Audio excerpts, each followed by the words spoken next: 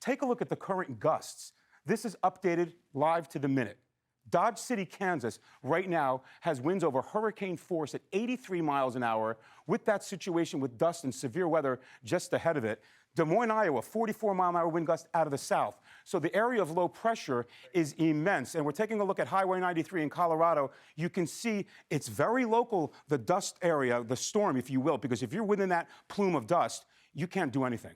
I mean, it's all over you. You can't breathe, and you can't see. So that's why those areas of I-70 have been shut down. There's a tornado watch that's been issued until 8 o'clock Central Time for Iowa, Nebraska, Missouri, Minnesota, and portions of Kansas. And you can see right now the current gusts are this just came in, 91-mile-an-hour wind gusts out of the west at Colorado Springs, Colorado. Folks, there's going to be power outages, extensive.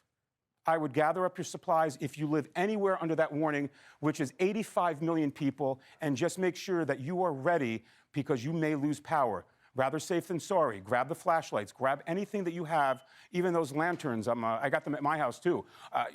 Be ready, because also, if you have any holiday decorations outside and it's not windy where you are just yet, bring them down. Take them down, because they're not going to be there with winds gusting over hurricane force, as we can see here right now through a majority of the midsection of the country.